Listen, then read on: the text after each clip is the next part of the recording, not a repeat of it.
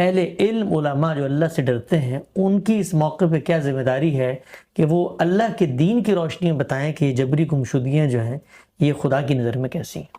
یہ میرے نزدیک جتنا کچھ میں نے دین کو سمجھا ہے، دنیا کے قانون کو سمجھا ہے، یہ قتل سے بھی بڑا جرم ہے۔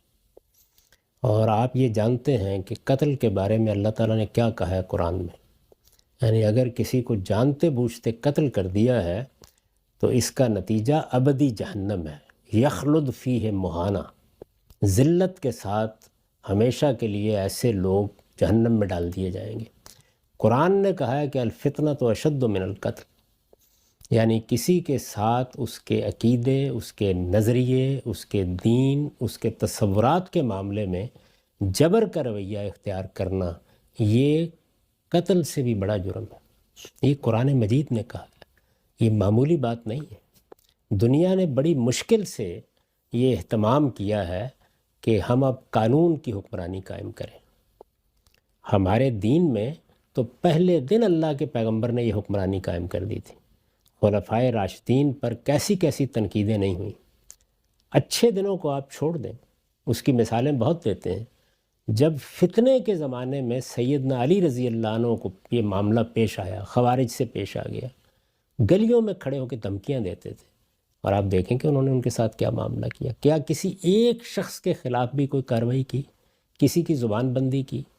یہ قانون کی حکمرانی ہے کہ جس کو ہر حال میں قائم ہونا چاہیے۔ اگر کسی شخص کے کسی نقطہ نظر پر اعتراض ہے، کسی کے کسی رویے پر اعتراض ہے، کوئی مجرمانہ سرگرمیوں میں ہے، تو قانون کے مطابق آپ کو اس کے لیے محنت کر کے مقدمہ قائم کرنا چاہیے، مقدمہ تیار کرنا چاہیے، ایسا مقدمہ کہ جس سے آپ ثابت کر سکیں عدالت میں۔ آپ کے پاس بہت وسائل ہوتے ہیں، ریاست کے پاس کوئی کم طاقت نہیں ہوتی، ان وسائل کو استعمال کر کے ایسے لوگوں کو تربیت کریں کہ جو علمی طریقے سے، فکری طریقے سے، تفتیش کے جدید طریقوں کو کام میں لا کر اپنا مقدمہ تیار کریں۔ وہ مقدمہ قانون کے مطابق ہونا چاہیے، اس کے لحاظ سے آپ قانون کے پاس جائیں، جو قانون میں لکھا ہوا ہے اس کے لحاظ سے کارروائی کریں، کسی کو اعتراض نہیں ہوگا اس کے اوپر۔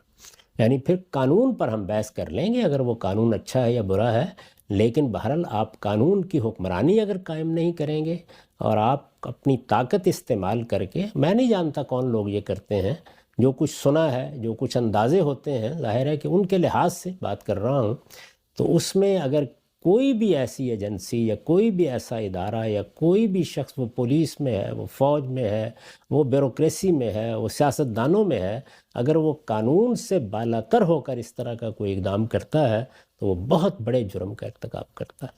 کسی حال میں بھی اس کو قبول نہیں کرنا چاہیے۔ اس کے لیے کوئی عذر نہیں ہے، اس کے لیے کوئی چیز نہیں ہے، کوئی قیامت نہیں آ جائے گی۔ آپ سیدھے طریقے سے اپنا مقدمہ تیار کریں۔ ہماری بدقسمتی ہے کہ ہمارے ہاں نہ پولیس اس کی عادی ہو سکی کہ وہ ساری محنت اس پر کرے کہ اسے مقدمہ کیسے تیار کرنا ہے۔ یعنی اگر آپ کو اپنے ذرائع سے معلوم ہو گیا ہے کہ کسی جگہ کوئی شخص مجرمانہ سرگرمیوں میں ملوث ہے، تو آپ کو شواہد اکٹھے کرنے ہیں نا، کیونکہ عدالت تو شواہد مانگے گی۔ اسی طرح کا معاملہ آپ دیکھیں ہمارے ہاں نیب میں ہو رہا ہے۔